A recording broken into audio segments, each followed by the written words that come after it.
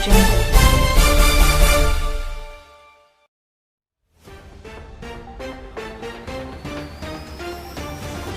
के मुखिया नीतीश कुमार ने कोरोना वायरस से संक्रमण के कारण उत्पन्न वर्तमान स्थिति पर आज मुख्य सचिव एवं अन्य वरीय अधिकारियों के साथ गहन समीक्षा की। समीक्षा के दौरान मुख्य सचिव ने पिछले 24 घंटे में कोरोना पॉजिटिव मरीजों की स्थिति, कोरोना संक्रमण से बचाव के लिए उठाए जा रहे कदमों के संबंध में विस्तृत जानकारी मुख्यमंत्री को दिए। आप भी सुनिए बिहार में अब लॉकडाउन पालन करते वक्त क्या क्या आवश्यकता होगा। आइए सुनते हैं मुख्य सचिव से। जो कोरोना संक्रमण की वर्तमान स्थिति की लगातार समीक्षा उच्च स्तर पर माननीय मुख्यमंत्री द्वारा एवं मुख्य सचिव महोदय द्वारा की जा रही है। आज जो समीक्षा की गई है उसमें मुख्य रूप से जो एक दो बातें कही गई हैं, उसमें यह है कि जो डोर टू डोर स्क्रीनिंग हो रही है उसका दायरा बढ़ाने के लिए निर्देशित किया गया है माननीय मुख्यमंत्री द्वारा। और जो नॉर्मल ट्रीटमेंट है, जो अलग ओपीडी चल रहा है कोरोना के अतिरिक्त, उसकी भी व्यवस्था को और सुदृढ़ करने के लिए निर्देशित किया गया है। अभी तक कुल 148 केसेस पॉजिटिव हैं, सबके बारे में लोकेश डिटेल में बताएंगे।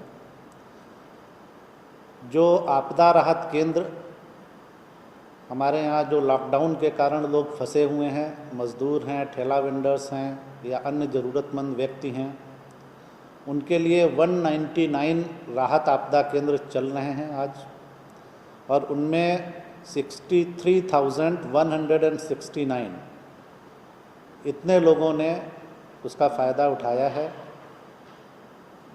जो रिपोर्ट की तिथि है उस तिथि को जो पंचायत स्तरीय स्कूलों में, विद्यालयों में हमारे क्वारंटाइन कैंप्स चल रहे हैं, उनकी संख्या आज 1020 है, और इनमें अभी 8,743 इतने लोग आवासित हैं जिन्हें वहाँ पर भोजन, आवासन एवं चिकित्सकीय जांच की सुविधा उपलब्ध है।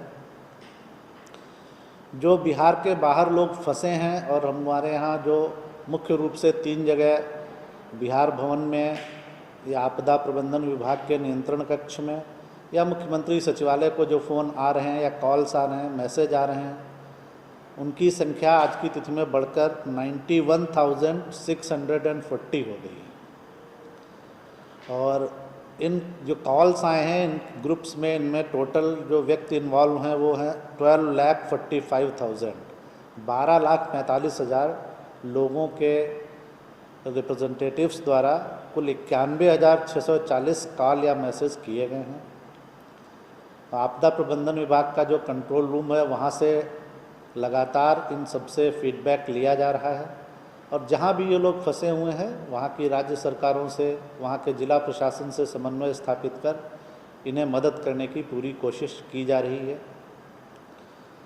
जो मुख्यमंत्री विशेष सहायता के अंतर्गत 1,000 रुपये प्रति व्यक्ति बिहार के बाहर फंसे लोगों को हम लोग दे रहे हैं, उसमें अभी तक आवेदनों का टोटल रजिस्ट्रेशन 20,81,000 हो गया है, और अभी तक 12,78,000 इतने लोगों के खाते में 1,000 रुपये की राशि को अंतरित किया जा चुका है। तो ये काफ़ी एक बड़ी और महत्वपूर्ण सहायता मिल रही है लोगों को। इसके अलावा जो बाहर बड़े शहरों में, 9 राज्यों के 12 शहरों में बिहार फाउंडेशन के माध्यम से भी हमारे 55 कैंप्स, 55 कैंप्स चल रहे हैं, और इनमें अभी तक टोटल 10,44,000 बेनिफिशियरी डेज़ इसका मील्स या राशन उपलब्ध कराया गया है, और इसका काफ़ी लाभ लोग उठा रहे हैं। जहाँ पर ज़्यादा कंसंट्रेशन है ऐसे लोगों का, वहाँ पे ये राहत केंद्र चलाए जा रहे हैं।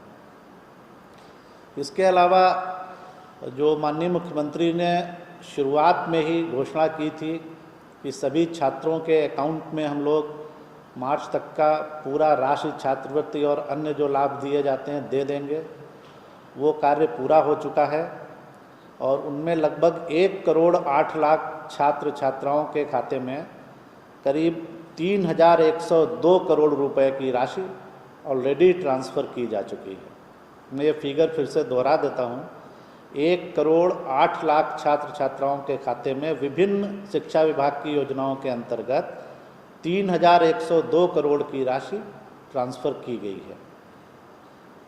इसके अलावा जो 3 महीने की एडवांस पेंशन, अग्रिम पेंशन समाज कल्याण विभाग द्वारा विभिन्न योजनाओं के अंतर्गत बिहार के निवासियों को दी जा रही है, उसके अंतर्गत जितने भी हमारे पेंशनधारी हैं, टोटल 84,76,000 पेंशनधारी हैं। और मुझे ये बताते हुए खुशी हो रही है कि सभी के अकाउंट में 3 महीने की अग्रिम पेंशन दे दी गई है और इसमें टोटल राशि का जो ट्रांसफ़र हुआ है वो 1,017 करोड़ 1017 करोड़ इतनी राशि का ट्रांसफ़र ऑलरेडी सभी पेंशनधारियों के खाते में किया जा चुका है। इसके अलावा मैंने पहले बताया था कि जो आंगनवाड़ी केंद्र चलते हैं उनमें जो बच्चे आते हैं, उन बच्चों को दूध के लिए ड्राई मिल्क पाउडर का पैकेट दिया जाना था। ये कार्य प्रारंभ हो गया है और इनमें लगभग हमारे यहाँ जो आंगनवाड़ी केंद्रों की संख्या है वो लगभग 1,07,000 है और ये कुल बेनिफिशरीज़ जो है हमारे पास 2 महीने के लिए दूध का पैकेट 2 पैकेट अब दिए जा रहे हैं, जो माननीय मुख्यमंत्री का निर्देश हुआ है। तो करीब 96 लाख बच्चों के परिवारों को, बेनिफिशरीज़ को ये राशि दी जा रही है। एक्चुअली इसके 48 लाख सी परिवार होंगे, 2 महीने के लिए दिया जा रहा है, इसलिए 96 लाख बेनिफिशरीज़ हो जा रहे हैं। तो ये मिल्क पाउडर का भी डिस्ट्रीब्यूशन प्रारंभ हो गया है। फसल क्षति के लिए जो कृषि इनपुट अनुदान दिया जाना था, जिसके लिए 2 चरणों में एक बार 60 करोड़ और एक बार 518 करोड़ की राशि स्वीकृत की गई थी, उसमें भी लगभग 25 लाख लोगों ने आवेदन कर दिया है। उनमें से 7.5 लाख आवेदनों की जांच हो चुकी है और उनके खातों में भी राशि का ट्रांसफ़र प्रारंभ कर दिया गया है और लगभग 35,000 किसानों के खातों में 12 करोड़ की राशि रिपोर्ट आने तक दी जा चुकी थी। निर्देश दिया गया है माननीय मुख्यमंत्री द्वारा कि इस राशि को जल्दी से जल्दी, एक तो जांच जो आवेदन आए उनकी जल्दी से जल्दी जांच कराई जाए और इस राशि को भी जल्दी से जल्दी किसानों के खातों में ट्रांसफ़र कर दिया जाए। और इधर भी पिछले 3-4 दिनों में जो फसल क्षति हुई है उसका भी सर्वेक्षण करा के और फिर बाद में उनसे भी आवेदन प्राप्त कर उनको भी फसल क्षति है तो आवश्यक मदद उपलब्ध कराने का निर्देश दिया गया। एक्चुअली ये छात्रों के लिए विशेष रूप से ये हेल्पलाइन नंबर अलग से जारी किया गया है आपदा प्रबंधन विभाग द्वारा। मैं फिर रिपीट कर देता हूँ, 0612 कोड हो गया 22946000। तो विशेष रूप से ये उनके लिए नंबर जारी किया गया है। अगर किसी को कोई समस्या है तो आप भी इसको हाईलाइट कर सकते हैं, जिससे कि अगर किसी छात्र को कोई दिक्कत है तो इस पर वो सूचना दे सकता है। हम लोग उसकी यथासंभव मदद करने का प्रयास करेंगे।